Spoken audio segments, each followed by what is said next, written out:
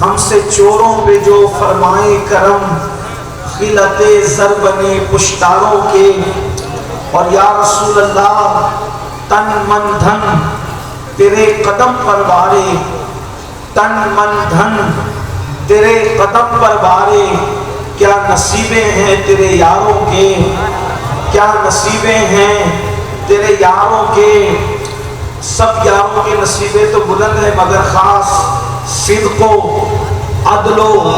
کرم و ہمت میں، صدق و عدل و کرم و ہمت میں 400 شہرے ہیں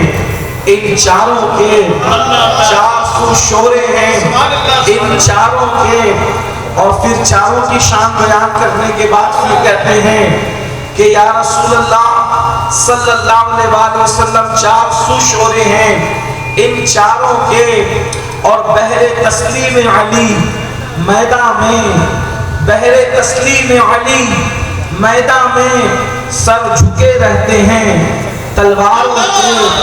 سر جھکے رہتے ہیں تلواروں کے۔ تو نتیجے پر پھر یہاں آتا ہے معاملہ کہ کیسے آقاؤں کا بندہ ہوں رضا، کیسے آقاؤں کا بندہ ہوں رضا، بول بالے میری سرکاروں کے، بول بالے میری سرکاروں کے۔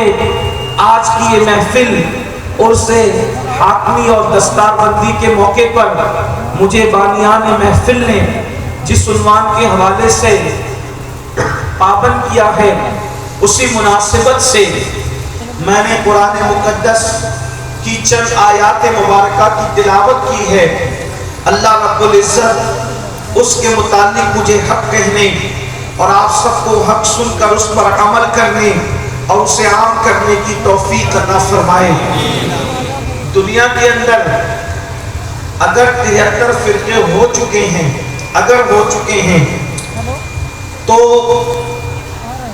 72 فرقوں پر گمراہی کا حکم بیان کیا گیا ہے، اور ایک جماعت کو جماعت ناجیہ نجات پانے والی جماعت کہا گیا ہے۔ تو جو 72 گمراہ فرقے ہیں، ہر فرقے میں کسی نہ کسی کی توہین، کسی نہ کسی کی گستاخی پائی جاتی ہے۔ بس ایک ہی گروہ اور جماعت ایسی ہے کہ وہاں کسی کی توہین نہیں ہے، بلکہ تصور توہین نہیں ہے، اور جو بندہ توہین کر لیتا ہے وہ اس جماعت سے نکالا نہیں جاتا، بلکہ وہ خود بخود نکل جاتا ہے، اس لیے کہ وہ جماعت اتنی سلجھی ہوئی ہے، اتنی نکھری ہوئی ہے، اتنی سجی ہوئی ہے، اور اس کا معیار اتنا بلند ہے کہ اس کو انگریزوں کی میز پر بیٹھ کر ترتیب نہیں دیا گیا، اس کو بادشاہوں کی ضرورت کے تحت نہیں بنایا گیا، بلکہ وہ جماعت ناجیہ صفہ کے چبوترے پر ترتیب پائی ہے۔ اگر آپ کسی بھی 72 فرقوں میں نام لے کسی کا، تو یہ ادنا سا طالب علم کسی نہ کسی بزرگ کی توہین آپ کے سامنے ان کے برابر رکھ دے گا، لیکن جب وہ ناجیہ جماعت جس کو اہل السنہ کہتے ہیں، اہل سنت و جماعت کہتے ہیں، یہاں کسی کی بے ادبی نہیں ہے، نہ ماں باپ کی بے ادبی یہاں گوارا ہے، نہ استاد کی بے ادبی یہاں گوارا ہے، نہ یہاں مزارات کی بے ادبی گوارا ہے، نہ یہاں ملت کی بے ادبی گوارا ہے، نہ یہاں کتاب کی بے ادبی گوارا ہے، نہ یہاں قلم کی بے ادبی گوارا ہے، نہ یہاں صحابہ کی بے ادبی گوارا ہے، نہ یہاں اہل بیت کی بے ادبی گوارا ہے، نہ یہاں انبیاء کی بے ادبی گوارا ہے، نہ یہاں اولیاء کی بے ادبی گوارا ہے، نہ یہاں اللہ کی بے ادبی گوارا ہے۔ اسی لیے تو آپ دیکھیں جہاں پر انسان سراپا ادب نظر آئے، پھر یہ مت پوچھنا کہ اس کا مسلک کیا ہے، جس کو سرکار سر ادب میں ڈوبا دیکھو آپ کو خود بخود پتہ چل جائے گا کہ یہ ادب والی جماعت سے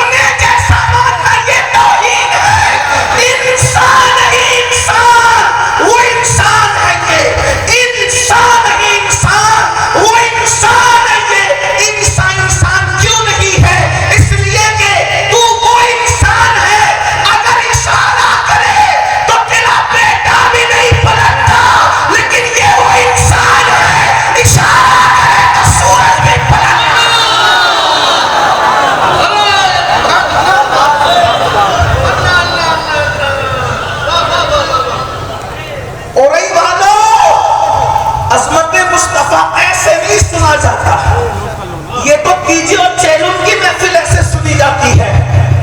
نبی کے نام پر تو کنکر بھی بولتے ہیں. اگر اورئی اور گرد و نواح سے آنے والے نہ بولے تو ہم کیا سمجھے؟ یاد رکھنا, ذکر مصطفیٰ جب بھی کرو تو جیسے شان والے کا ذکر ہو رہا ہے اس کے مطابق انسان وہ انسان ہے. لوگ کہتے ہیں تم لوگوں کو اعلیٰ حضرت کیوں نظر آتے ہیں؟ ہم نے کہا اس شان